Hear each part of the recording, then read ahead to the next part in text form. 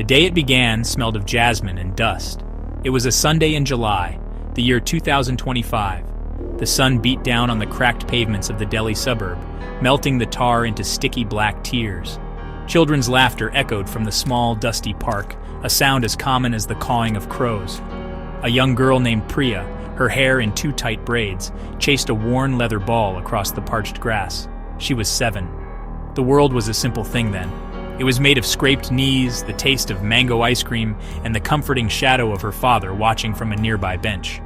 The air was thick with the promise of monsoon rain, a heavy blanket that muted the distant city's roar into a low hum. It was a day like any other, unremarkable in its gentle rhythm, yet it held the seed of all the days that would come after, days of quiet desperation and whispered fears. In her small, air-conditioned laboratory across the city, Dr. Aruna Sharma felt a different kind of heat. It was the heat of frustration.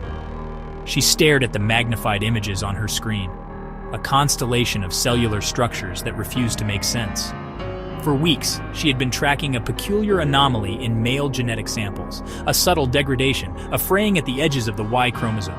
It was almost nothing, a ghost in the machine, a statistical whisper, yet it was persistent. It appeared in samples from Mumbai, then Chennai, then London. Her colleagues dismissed it as a sequencing error, a byproduct of new, overly sensitive equipment. But Aruna saw a pattern. It was a slow, creeping shadow, and it felt personal, like a secret being told only to her. She felt a cold knot tighten in her stomach, a premonition that had no place in the sterile logic of science. Priya's father called her name, his voice a warm, familiar sound against the backdrop of the afternoon. He held up a bottle of water, his smile crinkling the corners of his eyes. She ran to him, her small hand fitting perfectly into his.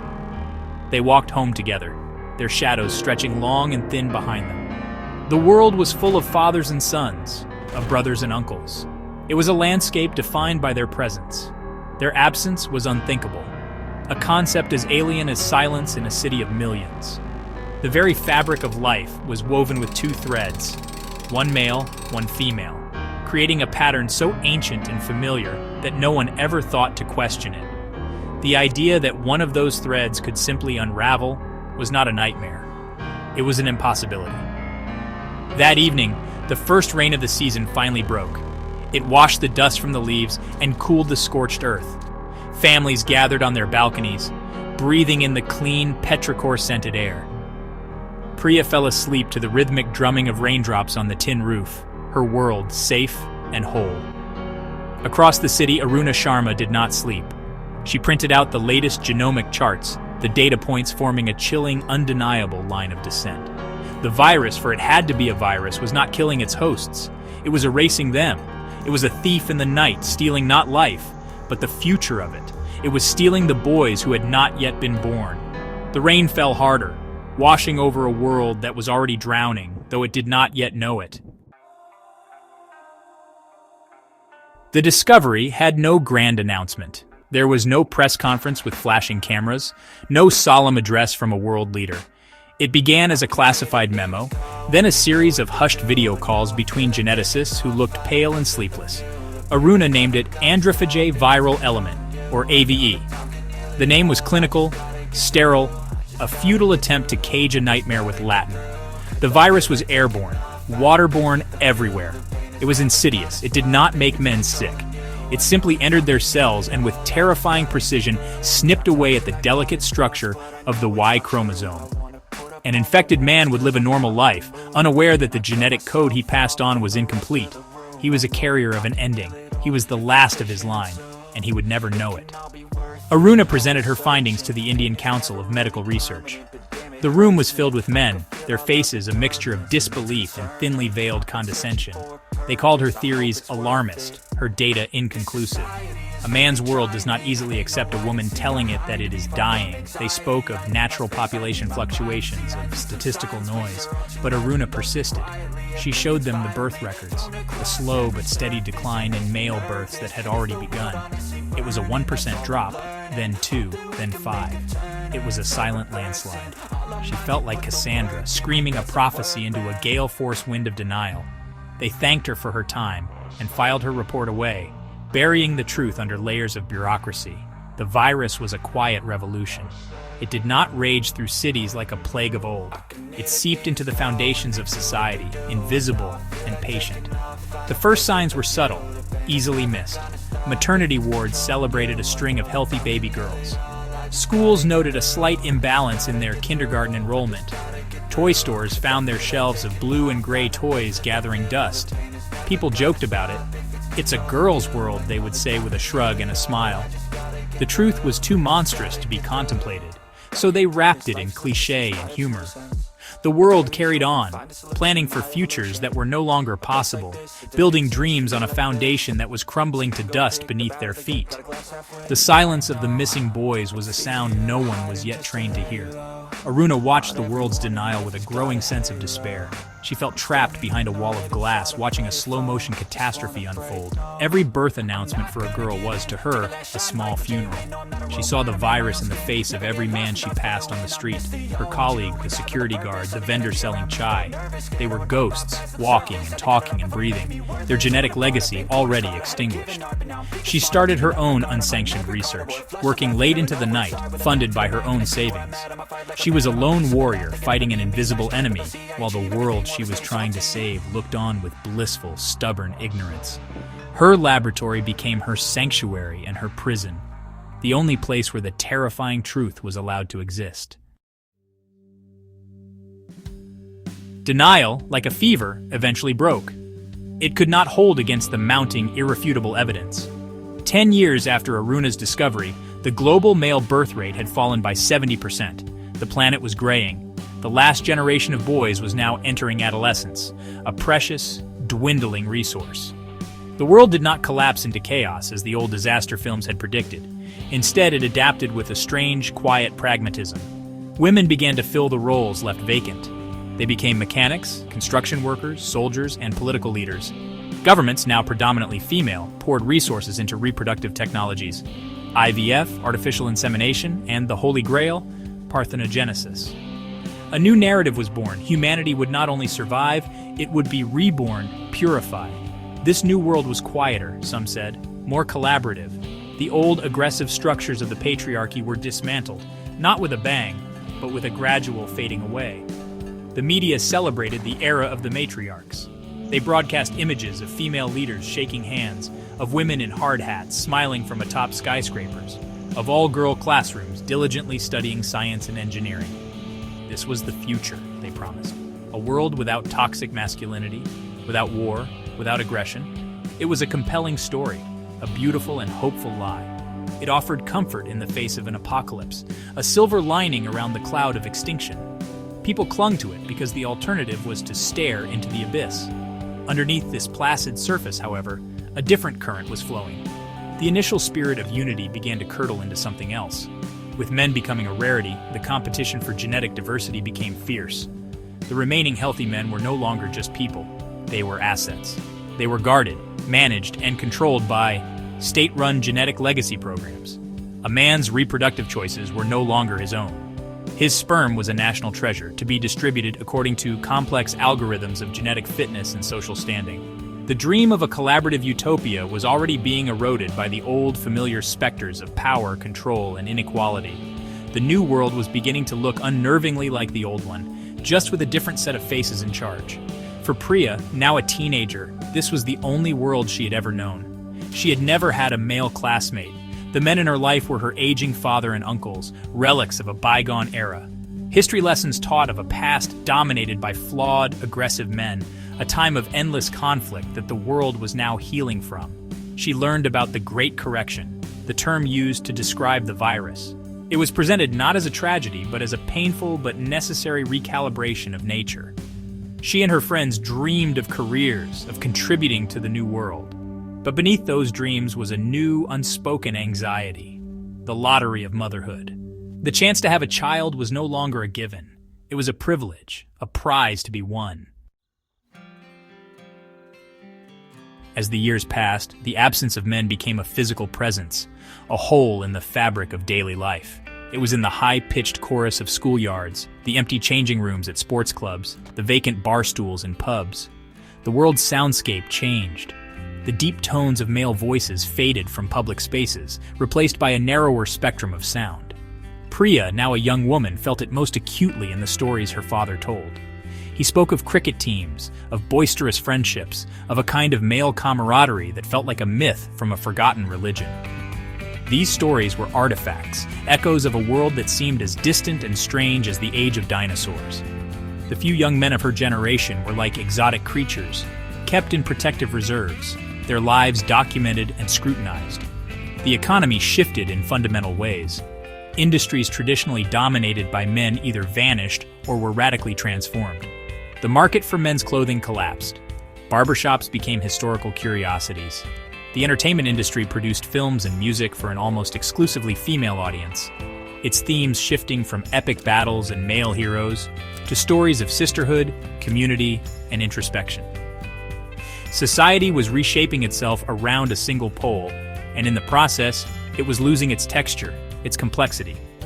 The tension and dynamism that came from the interplay of two sexes was gone, replaced by a kind of monolithic harmony that felt, at times, like stagnation. The world was becoming flatter, less vibrant, a beautiful but monochrome painting. For Priya, the pressure was immense.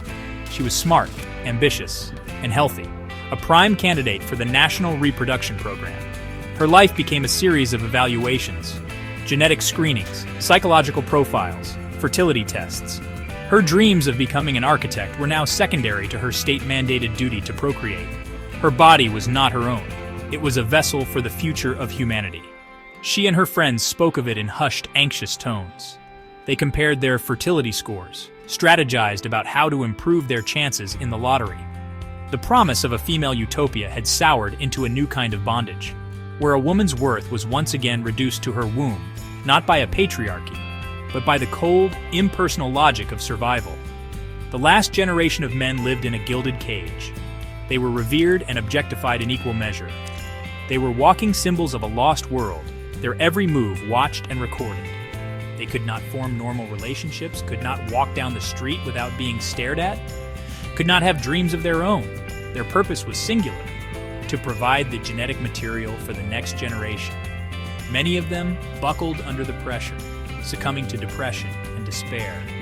They were the loneliest people on earth, kings of a dying kingdom, their crowns heavy with the weight of an entire species' hope and fear. Their tragedy was the silent, unacknowledged cost of humanity's survival. As mainstream society grappled with the logistics of survival, a new ideology took root in the fertile ground of fear and change. It began as a fringe movement, an online community of women who saw the virus not as a disaster, but as a divine intervention. They called themselves the Daughters of Lilith, named for the mythical first woman who refused to be subservient. They preached that the Y chromosome was a genetic flaw, the source of all the world's violence, greed, and oppression. Its eradication was not an extinction event, but a cleansing, a purification. Humanity was not ending.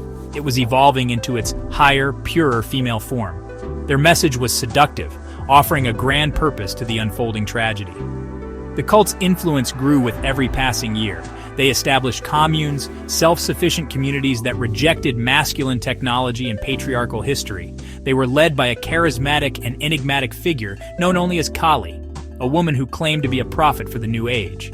The Daughters of Lilith offered an alternative to the sterile, state-controlled world of reproduction lotteries and genetic screenings. They promised a natural spiritual path to the future. They practiced ancient fertility rites and worshipped a pantheon of powerful goddesses.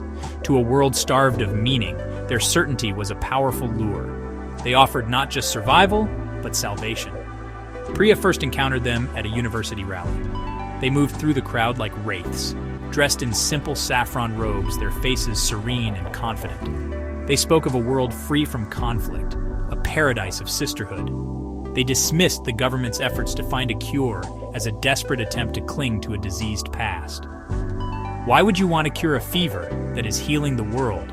One of them asked Priya, her eyes shining with zealous light. The question unsettled Priya. It was a logic that was both insane and strangely compelling. The cult's message preyed on the weariness and despair that lay just beneath the surface of their new society, offering a simple, powerful answer to an impossibly complex problem. The Daughters of Lilith were more than just a spiritual movement. They were becoming a political force. They infiltrated local councils and government committees, subtly sabotaging research efforts and promoting policies that aligned with their ideology.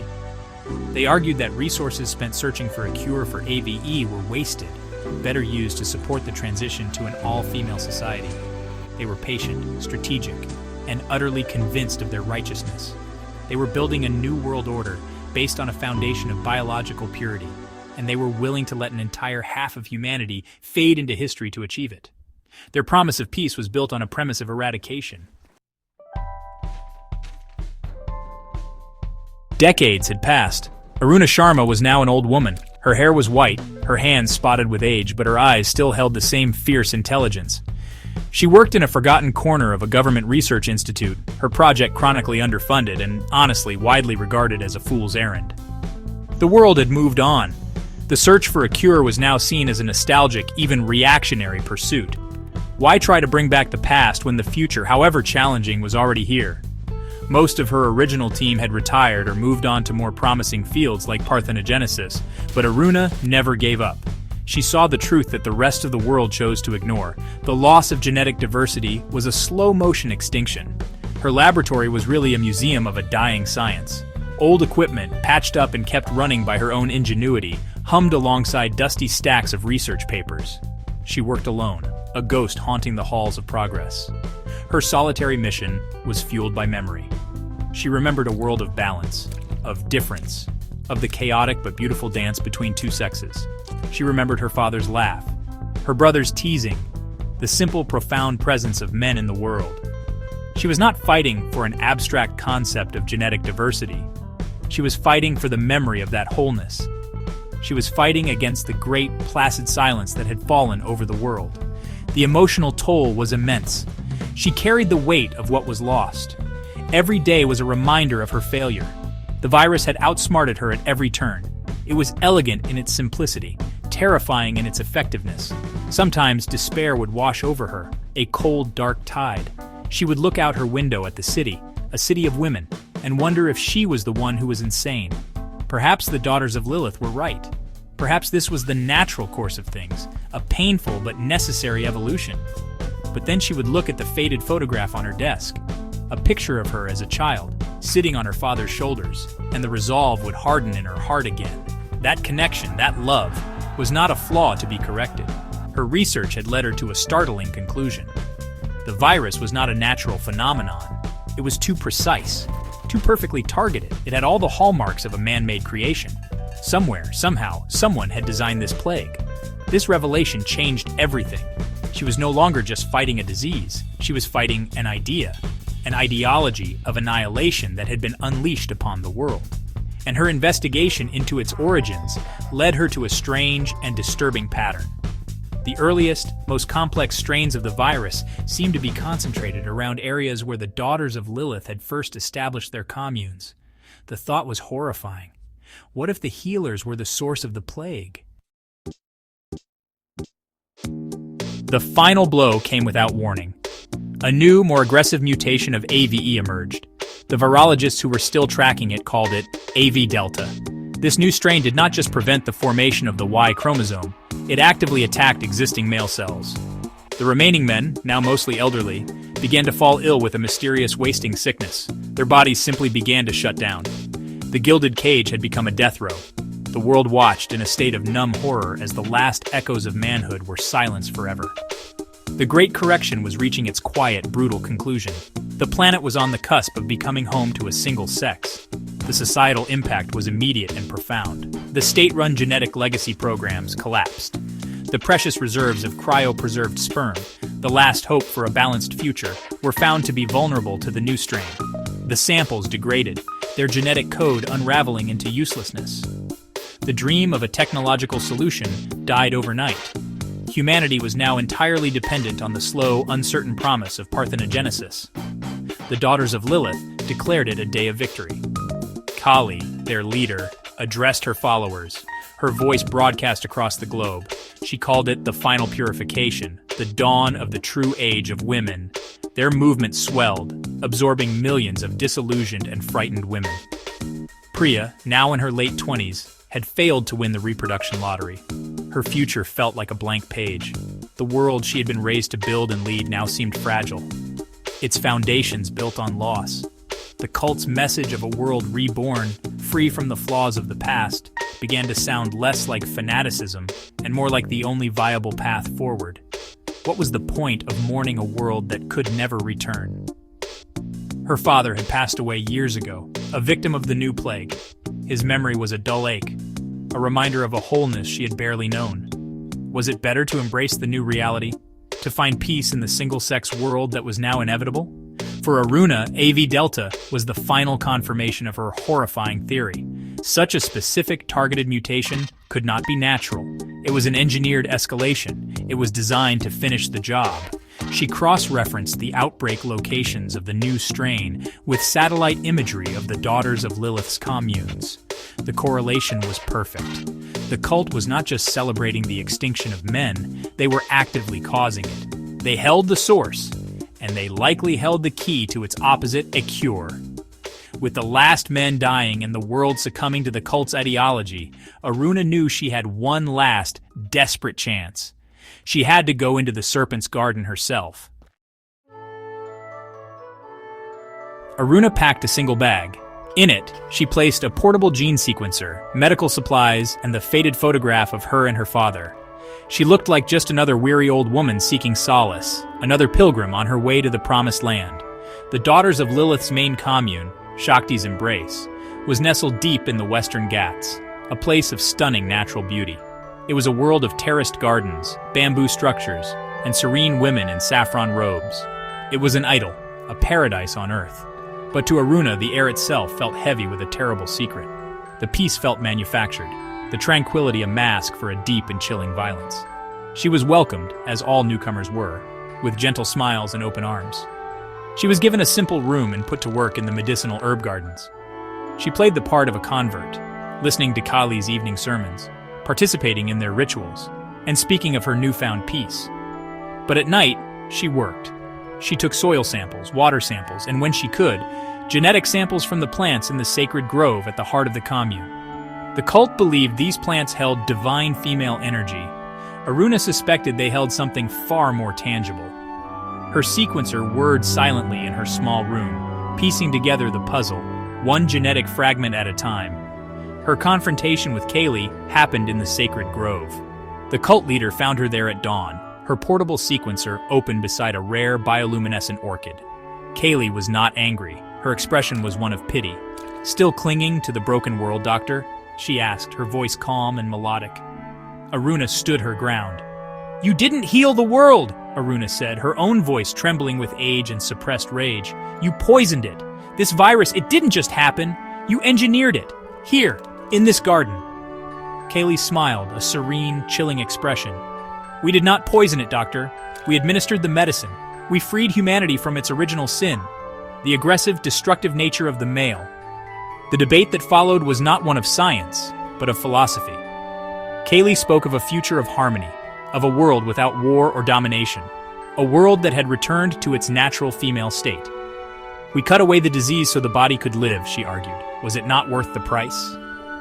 Aruna countered with her own truth, holding up the faded photograph of her father. "You speak of humanity, but you destroyed half of it. You talk of peace, but you built it on a foundation of genocide.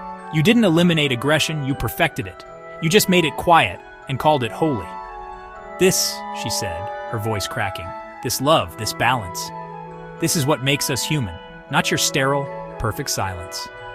In that moment, Aruna found the final piece of the puzzle in the orchid's unique viral resistance. She had the key to the cure. Getting the cure out of Shakti's embrace was the easy part. The world, however, was not waiting with bated breath. Aruna was a voice from the past, a relic offering to solve a problem that society had already accepted as its permanent reality. The Daughters of Lilith, now a dominant global power, denounced her findings as heresy, a dangerous attempt to reintroduce the patriarchal plague. But Aruna was no longer alone. A small underground network of scientists and historians who had preserved the old knowledge worked with her. They synthesized the antidote from her data and began a quiet campaign of dissemination, starting with the few remaining sperm banks that had been sealed in deep storage vaults. The arrival of the cure was not a celebration. It was a bittersweet, complicated dawn. The first successful insemination using the cured genetic material was a secret, guarded procedure. The subject was Priya. Disillusioned with both the sterile state and the fanatical cult, she had found her way to Aruna's small resistance.